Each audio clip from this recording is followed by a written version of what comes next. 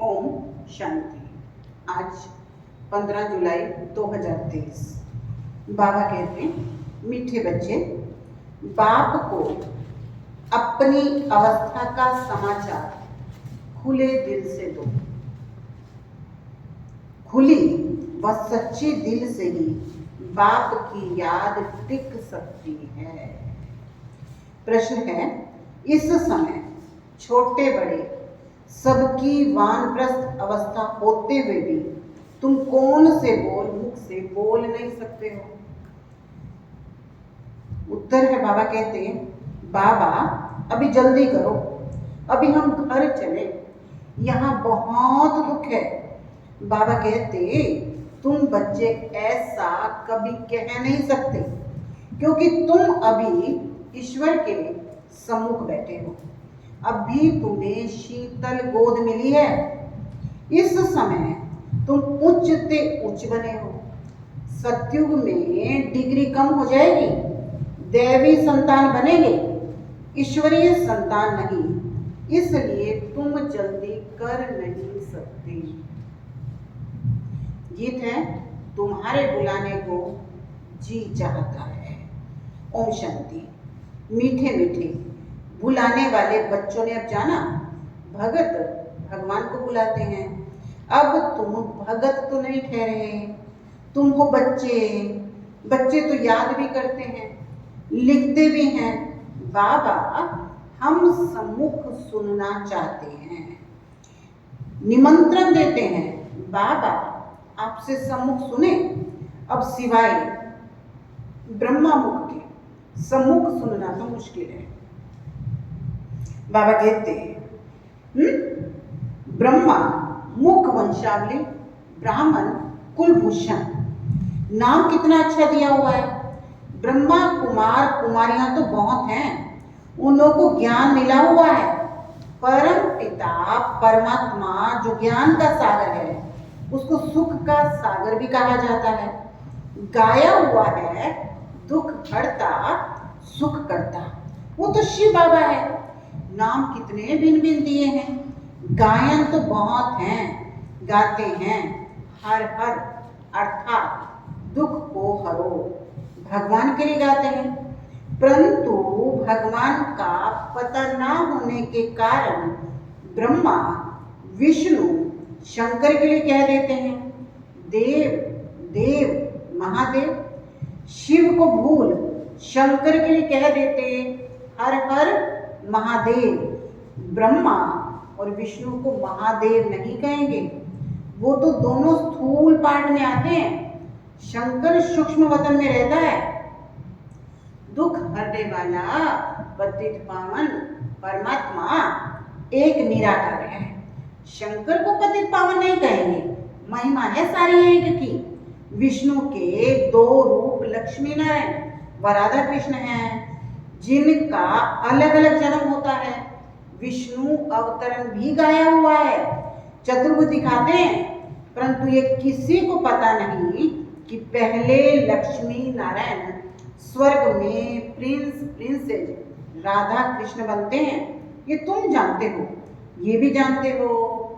माया का बड़ा भारी तूफान सूक्ष्म वतन में आता है। बाबा क्या कहते हैं, माया का बड़ा भारी तूफान सूक्ष्म में आता है। माया भुला देती है, बहुत तूफान लाती है। कोई भी बात खुली दिल से बच्चे पूछते हैं तो प्रश्न का उत्तर मिल सकता है। तूफान भी अनेक प्रकार के आते हैं, स्वप्न छीछी विकल्प अनेक प्रकार के आते हैं। आंधी तूफान को कहा जाता है। अब ये ब्रह्मा तो नामी ग्रामी है। बाकी बाबा ने प्रवेश किया तो बहुत नामी ग्रामी हो गया। जैसा जैसा मनुष्यों का देश वैसा भेष होता है। अब भी तो देखो कितने लूले लंगड़े, कोई कुब्जा, कोई ऐसा भी होगा जिसकी आंख नहीं होगी। वहां तो नेचुरल ब्यूटी होती है, क्योंकि 5 तत्व भी सतो प्रधान है। तो ये ज्ञान सम्मुख सुनने के लिए बच्चियां बुलाती हैं। गीतों में भी कुछ ना कुछ ठीक है, जैसे देवता धर्म प्राय लोप है, फिर भी मंदिर यादगार तो है ना। यादगार सभी धर्म वालों का है, ये तुम बच्चे समझते हो। बरोबर उच्च से उच्च एक निराकार भगवान को कहा जाता है, उसका गायन है। और है भी संगम युग, जब आत्मा और परमात्मा मिलते हैं। आत्माएं तो बहुत हैं, वृद्धि होती रहती है। अभी तुम बच्चे सम्मुख सुन रहे हो, तो औरों की भी दिल होती है सम्मुख सुने। यहाँ आ नहीं सकते, बांधेलियां हैं। और कोई भी सत्संग में जाने के लिए कभी किसी को मना नहीं करते। बंबई में गीता सुनाते हैं, कोई भी धर्म वाले जा सकते हैं, फीस नहीं है। भिन्न भिन्न गुरु पास जाते रहते हैं कि कहीं से सहज रास्ता मिल जाए। मुक्ति, जीवन मुक्ति के रास्ते का किसी को पता नहीं है, इसलिए बहुत ढूंढते हैं। यहाँ तो कोई गुरु गोसाई है नहीं, ब्रह्मा कुमार और कुमारियां बस, महात्मा कोई नहीं। जैसे तुम हो वैसे दादा है, फर्क कुछ भी नहीं है। वेश आदि में भी कुछ फर्क नहीं। बाबा कहते हैं ये शोल आदि भी कभी कभी उतार देता हूं। बाबा कहते हैं शोल आदि भी कभी कभी उतार देता हूं, परंतु ड्रामा अनुसार ये जैसे ऑफिशियल ड्रेस है। बाबा क्या करते थे, कुर्ता पजामा के ऊपर या कुर्ते धोती के ऊपर क्या पहनते थे, शोल पहनते थे। तो बाबा कहते हैं ये ड्रेस कैसी है, ऑफिशियल ड्रेस है। ड्रेस को तो देखना नहीं है, बुद्धि तो शिव बाबा की तरफ जानी है।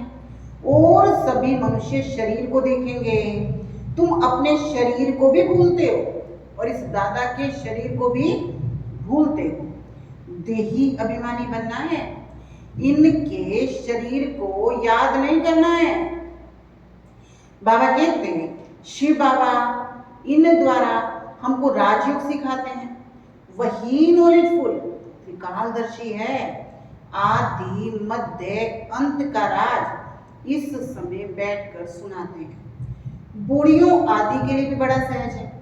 उन स्कूलों में तो बुढ़िया कुछ समझ ना सके, ये सबके लिए सहज है।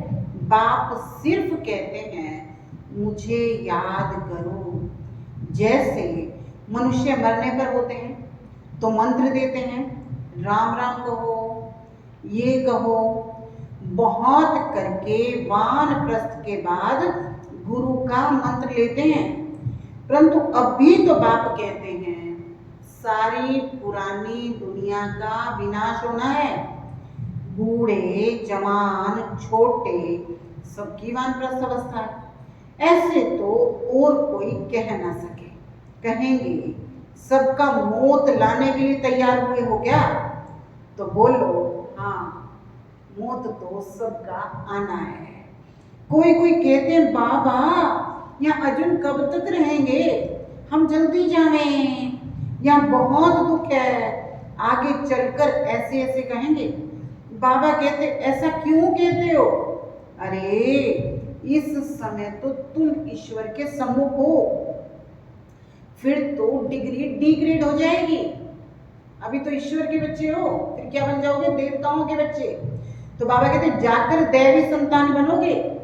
अभी ये शीतल गोद अच्छी है, वहां स्वर्ग होगा शीतल, परंतु यहाँ तो तत्ते तवे को शीतल बनाया जाता है, तो अच्छा है। ऐसे नहीं कि अभी जल्दी करो, अभी तो हम ऊंचते ऊंचे हैं। समाचार सारा इस समय का है, दिलवाड़ा मंदिर भी इस समय का है। सारी सृष्टि की आत्माओं का दिल लेने वाला है बाप। दिल वाला मंदिर सभी के लिए है। आत्मा शरीर द्वारा पुकारती है, बाबा आओ, आकर हमको नया बनाओ। हम पुराने हो गए हैं, आत्मा और शरीर दोनों पुराने हैं।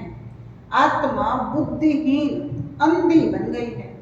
मनुष्यों को थोड़े अंधा कहा जाता है, आंखें तो है ना, परंतु बुद्धि अंधी है। आत्मा में जो बुद्धि है वो याद करने की बिल्कुल भूल गई है। तो गोपिकाएं कोई कहाँ से बुलाती हैं, बांधेली गोपिकाएं छोटे छोटे गांव में बुलाते हैं। बाप समझाते हैं, बच्चे सतयुग में पवित्र गृहस्थाश्रम था, पवित्र था। अभी तो विष के लिए कितना हैरान करते हैं। ये नहीं समझते कि यहाँ निर्विकारी बनाया जाता है। निर्विकारी बनने से फिर क्या बनेंगे ये भी पता नहीं है। सन्यासी भी पवित्र बनने के लिए भागते हैं, परंतु उनको पता नहीं है कि हम पवित्र दुनिया में जाएंगे। इन बातों को वो मानते ही नहीं है। इस समय इतना दुख है, समझते हैं इससे तो मुक्ति अथवा मोक्ष मिल जाए तो अच्छा है। बाप ने समझाया है, ड्रामा में मोक्ष किसी को मिलता नहीं है।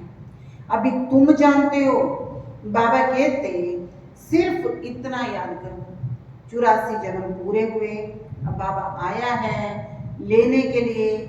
बाप को याद नहीं करोगे तो तूफान बहुत लगेंगे। विवेक भी कहता है निरंतर याद करना मुश्किल है।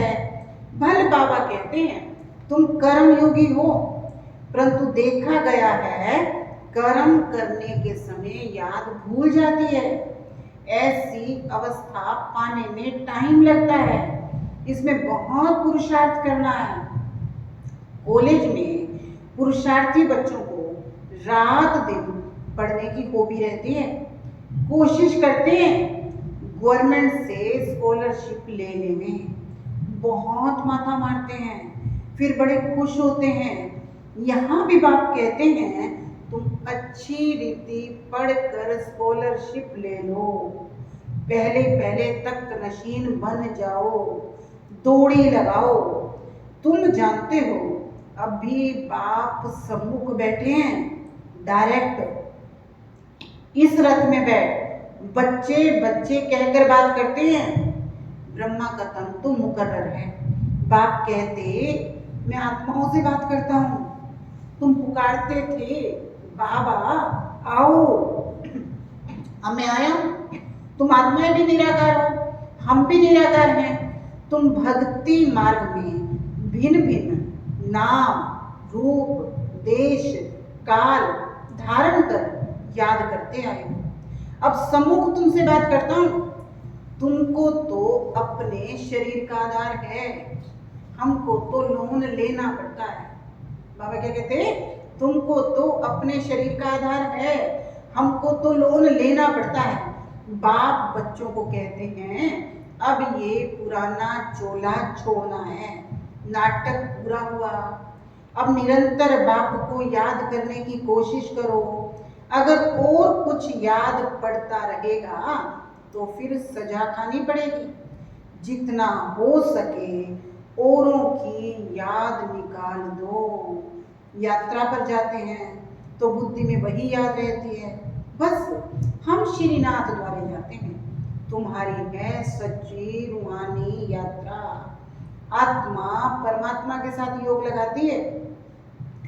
फिर शरीर निर्वाह अर्थ कर्म करने के लिए यहाँ आते जाते हैं। कहीं भी हो याद रहनी चाहिए। तुम जानते हो भगवान सर्वव्यापी नहीं है, वो तो बाप है। बाप से वर्षा मिलता है। सर्वव्यापी कहने से कोई मतलब ही नहीं निकलता।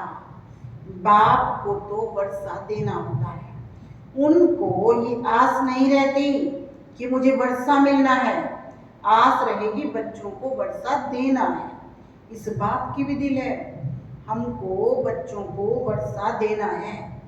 बाप और बच्चे का संबंध है, बच्चों को वर्षा लेना है और बाप को देना है। बाप क्या लेगा? सच्ची आत्मा पर साहिब राजी होता है तो कितना सच्चा बनना चाहिए। परंतु सभी बच्चे हो ना, तो वर्षा देने वाले बाप को याद करना चाहिए। कच्चे बच्चों को याद नहीं रहता है। शरीर निर्वाह अर्थ भल कर्म करो, लेकिन फुर्सत के समय बाप को याद करो। याद की यात्रा का रजिस्टर तुम्हारा ठीक हो जाएगा तो खुशी रहेगी। मनुष्यों को जो आदत पड़ती है वो वृद्धि को पाती है। बुद्धि में रहना चाहिए, हमारे 84 जन्म पूरे हुए, अब नाटक पूरा होता है, अब हम जाते हैं अपने घर। इसलिए बाप कहते हैं मुझे याद करो। गीता में भी 2 बार मन मना भव लिखा हुआ है। कुछ कुछ बातें आटे में नून है। अन्य धर्म वालों के कोई चित्र आदि नहीं रहते हैं, तुम्हारे चित्र हैं। ब्रह्मा का भी अजमेर में चित्र है। ब्राह्मणों में बहुत प्रकार के हैं, भिन्न भिन्न नाम रखे हुए हैं। भाषा देखो कितनी है। बच्चे जानते हैं हमारी राजधानी में तो एक ही भाषा होगी, वहां की भाषा ही और है। संस्कृत वहां की भाषा नहीं होती, बच्चियां वहां की भाषा सुनाती थी। अब तुम बच्चों को खुशी रहनी चाहिए, हम राजधानी स्थापन कर रहे हैं, फिर वहां अपनी भाषा होगी। यहाँ की भाषाएं वहां हो नहीं सकती। ड्रामा की नोट अनुसार फिर वही अपने महल बनाएंगे। कल पहले माफी बाबा कहते यहाँ ये ब्रिटिश गवर्नमेंट ने न्यू दिल्ली बनाई ना, तुम जानते हो हम दिल्ली नाम नहीं रखेंगे। ये पुरानी दुनिया तो खत्म होनी है, हमको तो नई दुनिया चाहिए। वहां तो हीरे जवाहरातों के महल होंगे, अब भी तो कोई महल है ही नहीं। बुद्धि कहती है हम बहुत फर्स्ट क्लास महल बनाएंगे। ये तो छी दुनिया है। ऐसी अपने आप से बात करनी चाहिए। बहन जी, भाई जी, हम तो जाएंगे, फिर आकर अपनी राजधानी संभालेंगे, ऐसे लिबास पहनेंगे। आगे जेवर आदि सब सच्चे पहनते थे। लक्ष्मी नारायण के मंदिर में कितने जेवर थे। शिव के मंदिर का क्या होगा? शिव का लिंग भी हीरो का बनाते हैं। ये समझने की बातें हैं। हमारे शिव बाबा के मंदिर को मुसलमानों ने आकर कितनी बार लूटा, जो भक्ति मार्ग के शुरू में बनाया था। तुम जानते हो द्वापर युग से शिव बाबा के मंदिर बने हैं। आप पे पूजिए, फिर पुजारी बन गए। पहले सोमनाथ का मंदिर बना। सोम रस कहा जाता है नॉलेज को। नॉलेज देने वाला है बाप, जिससे तुम धनवान बनते हो, फिर उसी धन से तुम बाप का मंदिर बनाते हो। पूजा तो होगी ना, घर घर मंदिर बनाते हैं। तुम जानते हो जब भक्ति मार्ग शुरू होगा तो फिर हम पुजारी बन मूर्ति आदि बनाएंगे। तुम बच्चे जानते हो हम अभी आशिक बने हैं परमात्मा माशूक के, उनसे वर्षा लेने के लिए। वो विकार के लिए आशिक होते हैं। ये फिर आत्मा परमात्मा माशूक की आशिक होती है। देखते हो सभी भगत उनको याद करते हैं। उस माशूक की महिमा बड़ी भारी है। आशिक जो पतित बन गए उनको पावन बनाते हैं। आत्मा ही पतित, आत्मा ही पावन बनती है। अच्छा, मीठे मीठे सिकिल दे बच्चों प्रति माता पिता बाप दादा का याद प्यार और गुड मॉर्निंग। रूहानी बाप की रूहानी बच्चों को नमस्ते। हम रूहानी बच्चों की रूहानी बाप दादा को याद प्यार, गुड मॉर्निंग, नमस्ते, ओम शांति।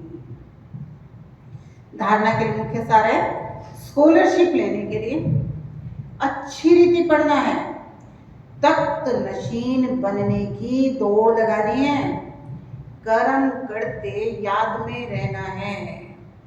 सेकंड है, हम रूहानी यात्रा पर हैं, इसलिए और सबकी याद बुद्धि से निकाल बाप की याद में निरंतर रहना है। याद का रजिस्टर ठीक रखना है। आज का वरदान है, निरंतर योगी और पवित्र बन, सर्व विकारों को विदाई देने वाले शक्ति स्वरूप पूज्य स्वरूप भव। निरंतर योगी और पवित्र बन, सर्व विकारों को विदाई देने वाले शक्ति स्वरूप पूज्य स्वरूप भव। बाप द्वारा सभी बच्चों को मुख्य 2 वरदान प्राप्त होते हैं। एक है सदा योगी भव, दूसरा है पवित्र भव। जो ये वरदान जीवन में सदा अनुभव करते हैं वो 2-4 घंटे के योगी नहीं होते, निरंतर योगी होते हैं।